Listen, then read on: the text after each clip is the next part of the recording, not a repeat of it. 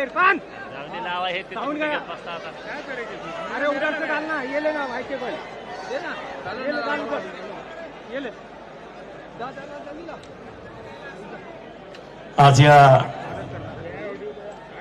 विराट अशा माणुसकीचं दर्शन घडवणाऱ्या मोर्चाच्या मध्ये उपस्थित असलेल्या महाराष्ट्राच्या मातीवर आणि माणुसकीवर प्रेम करणाऱ्या सर्व माझ्या बंधू भगिनींना माझा मानाचा मुजरा.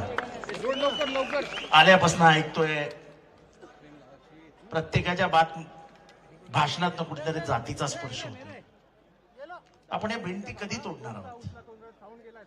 संतोष देशमुख स्वतःच्या जातीसाठी नाही मिळाला. संतोष देशमुख बीडचा चेहरा झाला. बीड हा पुरोगामी जिल्हा म्हणून ओळखला जातो. बीडचा इतिहास बघा.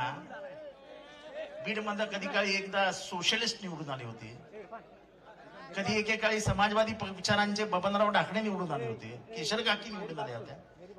अशा वेगवेगळ्या विचारांच्या वेगवेगळ्या जातीच्या लोकांनी बीडचं प्रतिनिधित्व केलं, पण त्याला जातीचा कधी स्पर्शच होऊ दिला नाही. माझ्यासारख्या गेले 35-40 वर्ष राजकारण जवळनं बघितलेल्या एका कार्यकर्त्याला हे पाहून दुःख होतं की महाराष्ट्रात जातीपाती कुठपर्यंत पोहोचल्या. वाल्मिक, त्याला तुम्ही वाल्मिक कशाला म्हणता? अरे तो वाल्या आहे.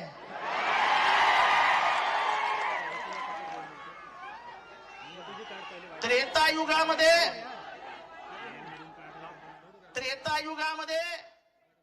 वाल्मिकी आले म्हणजे वाल्याचा वाल्मिकी झाला, आणि कलयुगामध्ये वाल्मिकीचा वाल्या झाला.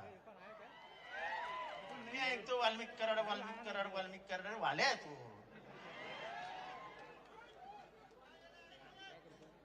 आता लोक मला इथं फोन करतात, हो साहेब तुम्ही वंजाऱ्या विरुद्ध बोलताय, माणूस की जिवंत आहे की नाही महाराष्ट्रात?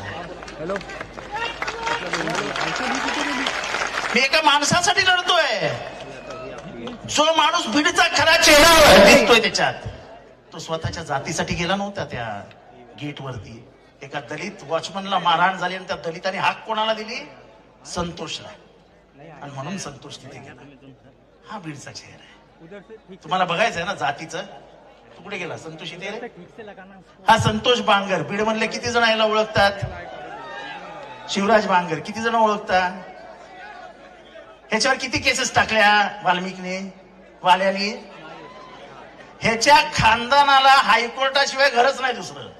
हा बीड मध्ये कमी असतो आणि हायकोर्टात जास्त असतो. वंजारी नाही. आता धस साहेबांनी जी नावं घेतली ते मर्डर झालेले,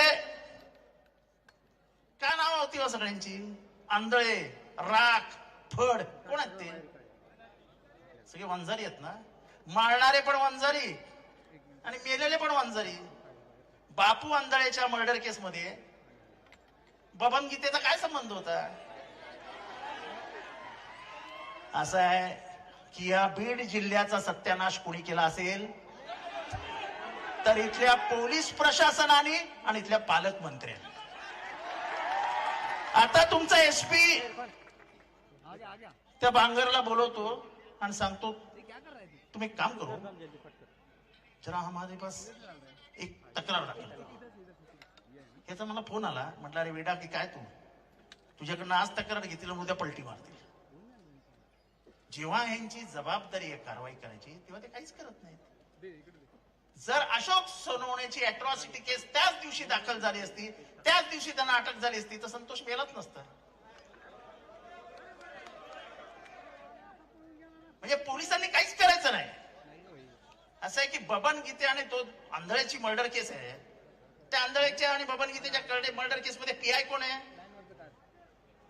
पीआय कोण आहे? महाजन. आणि केस मध्ये पीआय कोण आहे?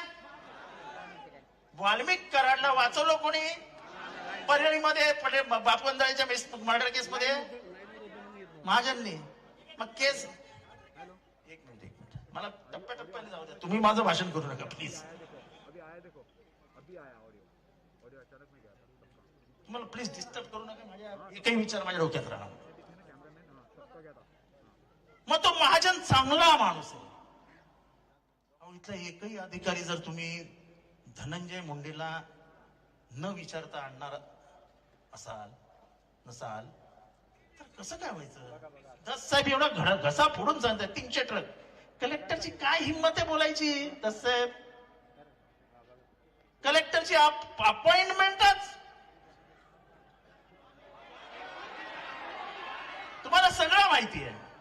पण वाईट ह्या गोष्टीचं वाटतं की संतोष मेल्यानंतर तुम्ही सगळे जमा झाले, त्याच्या आधी एकाच्याही तोंडात ब्र नाही निघाला. हा एवढा शांत कसा काय जिल्हा झाला? हा बंडखोरांचा जिल्हा आहे. बीड हा कायम महाराष्ट्राच्या राजकारणातली बंडखोरी जर कोणी बघितली असेल, राजकीय बंडखोरी, तर ती बीड मध्ये दिसली. पक्षाच्या पलीकडे जाऊन काम करणारे गोपीनाथ मुंडे ह्याच जिल्ह्याने, समाजवादी विचारांचे बबनराव ढाकणे ह्याच जिल्ह्याने, किशोरकाकी जिल्ह्यात, क्षीरसागर ह्याच जिल्ह्याने, असा जिल्हा नाना पाटील. मला सांगा काय समजायचं की महाराष्ट्रातल्या संवेदना जिवंत आहेत की नाही? ह्या आमच्या ताईचं भविष्याचा कोणाला विचार आहे? आमच्या बहिणीचं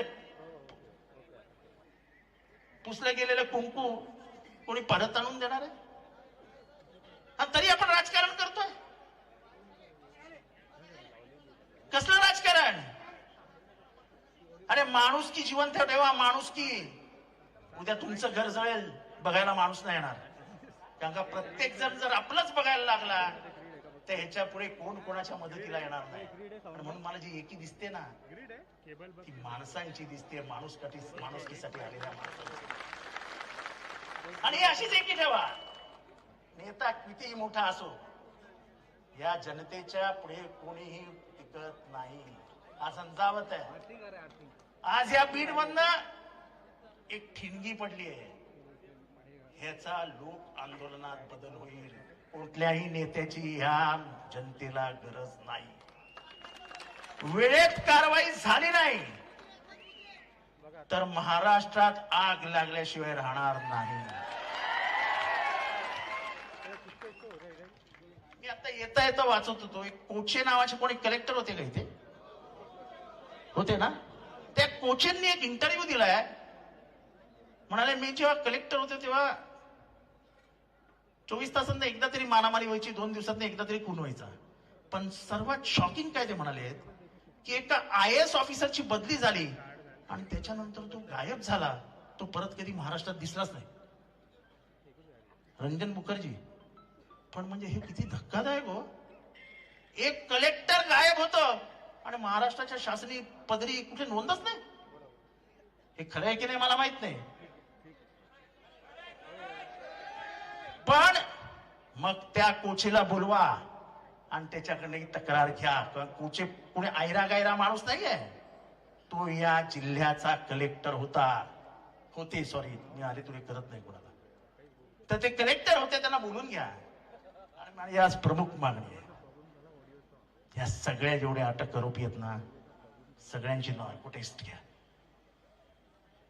आणि होऊ द्या दूध का दूध, पाणी का पाणी. काळा त्यांच्या तोंडातलं सत्य. हे असं निघणार नाही. कोणाची हिंमत नाही की यांना फटकावून ह्यांच्याकडनं काय काढून घ्यायची, वधवून घ्यायची. कोणाची हिंमत नाही. हा इस्माई काय करेल हो?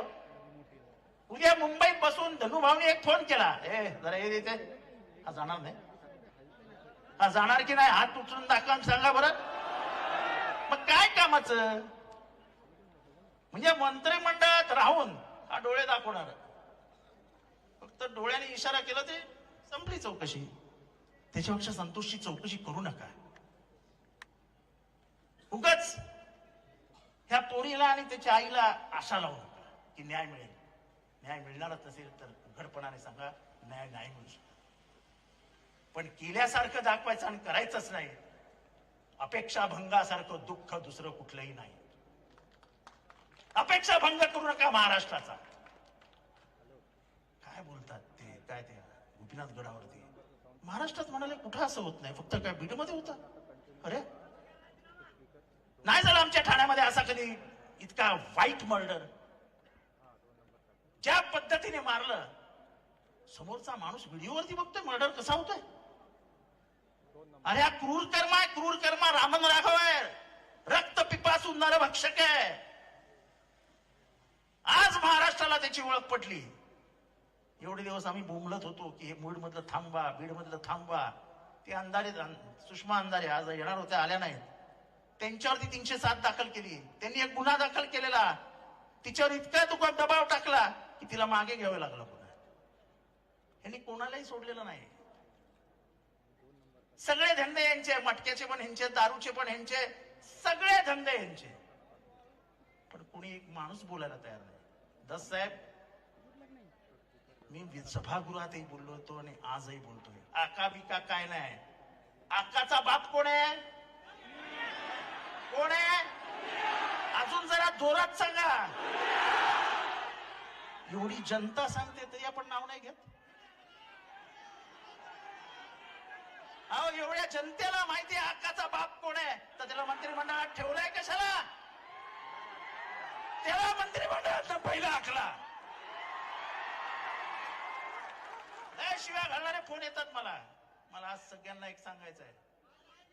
हे थांबा रे, मला एक सगळ्यांना सांगायचंय. मी जातीने वंजारी उभा आहे, पण माझ्या बहिणीचं कुंकू पुसलं गेलंय आणि जर मी शांत बसणार असेल तर मी वंजारी नाही. अन्याय सहन करणारा हा कष्टकरी वंजारी समाज नाही. माझा बाप 22 वर्ष रेल्वे स्टेशनवर झोपलाय, त्यामुळे गरिबी, ऊसतोड वगैरे आम्हाला समजायला जाऊ नका. माझा बाप 22 वर्ष रेल्वे स्टेशनवर झोपलाय. मी एका हमालाचा नातू आहे. 18-20 दारिद्र्य होतं आमच्या घरात, पण लढण्याची तिथनच हिंमत आली आणि म्हणून आज लढायला उभं राहिलं. हे जातपीत काही मध्ये येत नाही हो. कसली जात? लढताना जातीचा विचारच करायचा नसतो. या भुसावळमध्ये मुसलमानावर हल्ला झाला तेव्हा जितेंद्रने जातपातीचा नाही विचार केला. तो जाऊन त्या मुसलमानाच्या बाजूला उभा राहिला की तुम्ही तुमच्या बापाला हात उचलून असा मारू शकत नाही. लोकांनी मला तेव्हाही खूप शिव्या घातल्या. अरे काय हा, कारण का त्याच्या एक आवाड नावाचा पोरगा होता, त्याच्यात हात घातला मी. आणि तुम्ही तुमच्या बापाला ट्रेन मध्ये मारू कसे शकता रे? आपण काहीच विचार करत नाही की आपण आंधळे झालो जाती धर्माच्या लफड्यामध्ये, की 70 वर्षाच्या म्हाताऱ्याला मारला, त्याची डोळे जायची वेळ आली तरी आपण तेच. आज त्या सूर्यवंशीला मारला, त्याच्या मारण्याचं कारणच नाही सांगतो. भीमसैनिक कुठे गेला आमचा? कुठे गेला? सूर्यवंशीला कसा मारला कोणाला माहितीये का? कोणाला माहितीये कसा मारला? शासनाने नाही सांगितलं, पोलिसांनी नाही सांगितलं, तो मेला. अरे पण मेला कसा? अरे कोणीतरी असेल ना. आणि दस साहेब, सर्वात जे लपवलं गेलं आणि जे कधी चर्चेतच आलं नाही ते म्हणजे तो मेलाय पोलीस कस्टडीत नाही, तो मेलाय ज्युडिशियल कस्टडीत. दस साहेब हे लक्षात घ्या. मी मुद्दामून जो आज आलोय ना इथे, हे सगळं महाराष्ट्राला सांगायला आलोय की तो मेलाय ज्युडिशियल कस्टडीमध्ये. आणि ज्युडिशियल कस्टडीमध्ये माणूस मरू कशा शकतो? अच्छा, त्याचा काही रेकॉर्ड? तो किती वाजता मेला, त्याला श्वासोश्वासाचा त्रास कधी झाला, काही नाही. पण असा महाराष्ट्र ठेवू नका. बोलायला शिका, व्यक्त व्हायला शिका. जर पण व्यक्तच झालो नाही तर अजून 10 संतोष देशमुख करायला असे अनेक वाल्या महाराष्ट्रात तयार होतील. या वाल्यांना जर थांबवायचं असेल तर तुमच्यासारखा बीड जिल्ह्यातला हा मोर्चा हे प्रातिनिधिक स्वरूपात आहे. हे व्यक्त होणारी लोक आज रस्त्यावर उतरली आहेत, पण महाराष्ट्रातली व्यक्त होणारी लोक जर रस्त्यावर उतरली तर या शासनाला पळता भुई थोडी होईल. तेव्हा वेळीच आवर घाला. आजही तुम्ही जे आमचा मित्र बोलला क्षीरसागर साहेब, कुठे तो 302 अजून दाखल का नाही झाले? 302 मध्ये आरोपी का नाही आलेत? सगळं सारखं आहे ना. ही जी खंडणी मागितली गेली ती त्याच दिवशी मागितली का? ही खंडणी 2 महिने अगोदर मागितली होती. खंडणी सत्यनारायणाच्या पूजेसाठी मागितली नव्हती. ती खंडणी इलेक्शन फंड साठी मागितली गेली होती. का सत्य बोलायचं नाही? 2 महिने अगोदर काय होता? मग कशाला पैसे मागायला गेले होते? इलेक्शन फंड होता, दिला नाही. मग ढगात पाठवतो सांगितलं, त्या अधिकाऱ्याला बोलून दमदाटी केली, तर हे कारवाई नाही. ज्या पद्धतीने इथलं पोलीस प्रशासन वागलंय, जसं दस साहेबांनी सांगितलं, आयला इतके 12, 14, 15, 16 वर्षाची पोरं या रिव्हॉल्वर लटकूनच फिरतायत. म्हणजे जे फायरिंग केलंय अंडर द आर्म्स ऍक्ट ते इलिगल आहे, ते तुम्हाला करता येत नाही. कोण कोणाच्या बापाला घाबरताय? बिनधास्त त्याच्यातनं रील्स निघतायत.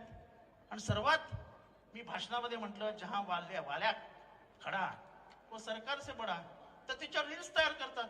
बाप तो बाप रहेगा, हा तुमचा बाप. या बापाला पुरल्याशिवाय आता शांत बसू नका. म्हणा मुलगा असाच निघणार आहे. जेव्हा बाप वाले असेल तर मला मुलगा म्हणून ते काम करावं लागेल. आणि तुम्हाला सगळ्यांना शपथ आहे, या मुलाची, मुलीची आणि त्या माऊलीची, त्या बहिणीला न्याय मिळाल्याशिवाय शांत बसू नका. जर तुम्हाला संतोषला न्याय द्यायचा असेल, जर गेल्या 10 वर्षात ज्यांचे खून पडले पण ज्यांचे आई वडील बोलूच शकले नाही, भाऊ बोलूच शकले नाहीत, अशा सगळ्यांना न्याय द्यायचा असेल तर ह्या बहिणीला डोळ्यासमोर ठेवा, न्यायाच्या बाजूने लढा.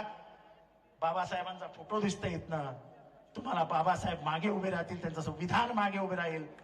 आपण संतोषच्या माध्यमातून त्याचं शहीद, त्याचं बलिदान झालेलं आहे असं समजूया आणि उभ्या बीड जिल्ह्याला न्याय मिळवून देऊया. या क्रूर कर्म राक्षसांना, या नरभक्षक रामन राघवाला पुरल्याशिवाय आता बीड जिल्हा आणि महाराष्ट्र शांत बसणार नाही, अशी शपथ घेऊन इथनं निघा. हा वैचारिक लढा आहे, कुठेही हिंसा होता कामा नाही. विचारांनी लढूया आणि विचार ठेचूया. ते विचार ठेचण्यासाठी आपण सगळे 18 पकड जाती एकत्र आलो आहोत. शिवशिले फाऊ आंबेडकर एकत्र आलो आहोत. ही शपथ घ्या आणि इथनं रवाना व्हा, एवढीच तुमच्याकडनं अपेक्षा व्यक्त करतो. संतोषच्या आत्म्याला चिरशांती लाभो आणि माझ्या या भगिनीला आयुष्यभर तिचा स्वस्थच राहील. पण तिला ही सगळी लढाई लढण्यासाठी मुलाला आणि माझ्या बहिणीला हिंमत लाभो आणि त्या हिमतीच्या मागे आम्ही सगळे आहोत ताई, एवढं तुम्हाला शब्द देतो. आम्ही तुमच्या बरोबर आहोत. जय हिंद, जय महाराष्ट्र, जय भीम. अमर रहे, अमर रहे, अमर रहे. जोरात तर बोला ना. अमर रहे, अमर रहे. यानंतर आपले लाडके खासदार आदरणीय बजरंग बाप्पा आपल्या समोर